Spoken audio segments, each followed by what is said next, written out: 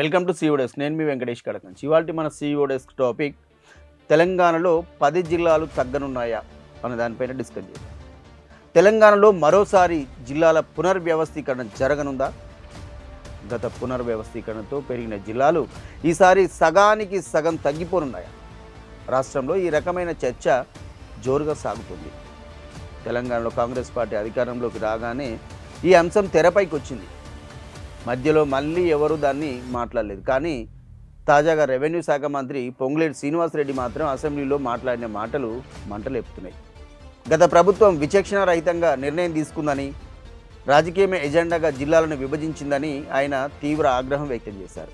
అయితే జిల్లాలో 4 మండలాలుంటే 4 నియోజకవర్గాల్లోకి అవి వెళ్ళాయని, ఇదేం విభజన అని ప్రశ్నించారు. దీంతో మరోసారి జిల్లాలో పునర్వ్యవస్థీకరణ తప్పదా అనే చర్చ మొదలైంది. మరి ఈ వార్త నిజమెంత? ఇది చర్చలకే పరిమితం అవుతుందా? నిజంగానే జిల్లాల సంఖ్య మారుతుందా? అసలు సోషల్ మీడియాలో దీనికై ఎందుకంత ప్రచారం జరుగుతుందని చూద్దాం. తెలంగాణలో ఎన్ని జిల్లాలంటే 33 జిల్లాలని టక్కున సమాధానం చెప్తాం. కానీ త్వరలో ఈ నెంబర్ మారే అవకాశాలు స్పష్టంగా కనిపిస్తున్నాయి. ఇదే ప్రచారం జోరుగా జరుగుతుంది. పునర్విభజన అంటే సహజంగా జిల్లాలు పెరుగుతాయని భావిస్తారు. కానీ ఇక్కడ సీన్ రివర్స్ కనిపిస్తుంది. ఎందుకంటే పార్లమెంట్ నియోజకవర్గాల ఆధారంగా 17 జిల్లాలను ఏర్పాటు చేస్తారని అంటారు. అంటే ఇప్పుడున్న 33 జిల్లాలు 17 జిల్లాలకు తగ్గిపోనున్నాయా? అంటే మళ్ళీ జిల్లాల హెడ్ క్వార్టర్లు మారుతాయి, పేర్లు కూడా మారుతాయి, కొన్ని జిల్లాల పేర్లు కూడా కొనసాగవచ్చు, మరికొన్ని కాలగర్భంలో కూడా కలిసిపోవచ్చు. పరిపాలన సౌలభ్యం కోసం కాకుండా రాజకీయంగా ఎదిగేందుకే బీఆర్ఎస్ జిల్లాల విభజన చేపట్టిందనేది కాంగ్రెస్ చెప్తుంది. మరి అందులో నిజమెంత? ఈ ప్రశ్నలకు జవాబు చెప్పడం కష్టం. కానీ మళ్ళీ జిల్లాల పునర్విభజన జరిగితే మాత్రం అంతా గందరగోళం జరుగుతుంది. పార్లమెంట్ నియోజకవర్గాల వారీగా జిల్లాలని చెప్తున్నారు. ఓకే, ఒకవేళ భవిష్యత్తులో పార్లమెంట్ నియోజకవర్గాలు పెరిగితే మళ్ళీ ఏం చేస్తారు? మళ్ళీ జిల్లాలను మారుస్తారా? ఎన్నిసార్లు మార్చుకుంటూ పోతారు? దీంతో ఇబ్బంది పడేది ప్రజలే కదా. ప్రతి విషయానికి జిల్లా కేంద్రంతో ప్రజలకు పనులుంటాయి. సర్టిఫికెట్లపై కూడా జిల్లాల పేర్లు ఉంటాయి, ఆధార్ కార్డుపై కూడా ఉంటుంది. ఇలా ప్రతిసారి అన్నీ మార్చుకుంటూ వెళ్ళాలంటే ఎవరి వల్ల అవుతుంది? అసలు ఈసారైనా శాస్త్రీయంగా జిల్లాల విభజన చేస్తారా, లేక మరోసారి రాజకీయ ప్రయోజనాల కోసమే ఇది చేపడుతున్నారా? దీనిపై కూడా అధికారులు, నాయకులు సమాధానం చెప్పాలి. లేదంటే మళ్ళీ గందరగోళమే. గతంలో 33 జిల్లా కేంద్రాలు ఏర్పడడంతో అభివృద్ధి వికేంద్రీకరణ జరిగింది. ఇప్పుడు మళ్ళీ మారిస్తే అందరికీ ఇబ్బందులు తప్పవు. కాకపోతే ప్రభుత్వం ఓ పని చేయవచ్చు. జిల్లాల సంఖ్యను మార్చకుండా సరిహద్దులను మార్చవచ్చు. అలా చేయడం వల్ల స్థానికంగా కొన్ని ప్రాంతాల జిల్లాలు మారిపోవచ్చు. కానీ 33 జిల్లాలు అలాగే కొనసాగుతాయి. అభివృద్ధి కూడా కంటిన్యూ అవుతుంది.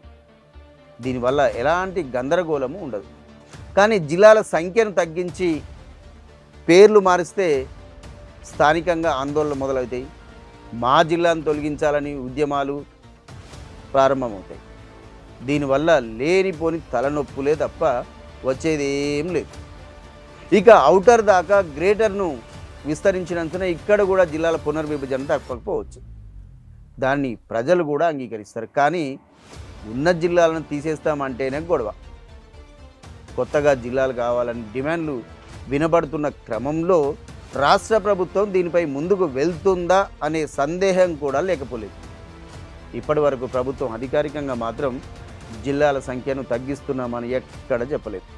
ఇదంతా మీడియాలో వస్తున్న ప్రచారమే, కథనాలే తప్ప. అయితే గతంలో జరిగిన విభజన సరిగ్గా లేదని మాత్రం కాంగ్రెస్ అధికారంలోకి వచ్చిన నాటి నుంచి చెప్తూనే ఉంది. ఆ ప్రకారం జిల్లాల సరిహద్దులు మారవచ్చు. ముందే చెప్పుకున్నట్లు దీనివల్ల ఎలాంటి నష్టం కూడా లేదు. ఒకవేళ జిల్లాల పునర్విభజన తప్పనిసరి అయితే అది పెద్ద తలనొప్పిగా మారడం మాత్రం ఖాయం. ప్రశాంతంగా ఉన్న తెలంగాణను అనవసరంగా ఆందోళనలకు కేంద్రం చేయడమే అవుతుంది. అందుకే ప్రభుత్వం కూడా ఆచితూచి అడిగేసే అవకాశం అయితే కనిపిస్తుంది. హరిబరిగా జిల్లాల పునర్విభజన మాత్రం చేపట్టదు. అందరి సలహాలు సూచనలు తీసుకున్నాకే శాస్త్రీయంగా ముందుకెళ్లే అవకాశం అయితే కనిపిస్తుంది.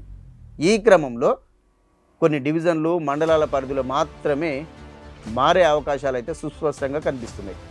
అంతేకాని జిల్లాల సంఖ్యను 33 నుంచి 17కు తగ్గిస్తున్నారన్న మాట వాస్తవం కాకపోవచ్చు అనే వాదనలు మాత్రం వినిపిస్తున్నాయి.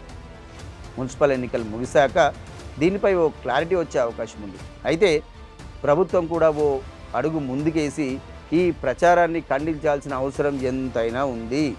లేదంటే అనవసర ప్రచారంతో ఆందోళనలు మొదలవుతాయి. ఈ ప్రచారానికి ప్రభుత్వం వెంటనే ఫుల్ స్టాప్ పెట్టాల్సిన అవసరం ఎంతైనా ఉంది. ఇది ఇవాల్టి CEO డెస్క్. రేపు మరో అంశంతో మళ్ళీ కలుద్దాం. చూస్తూనే ఉండండి V5 న్యూస్.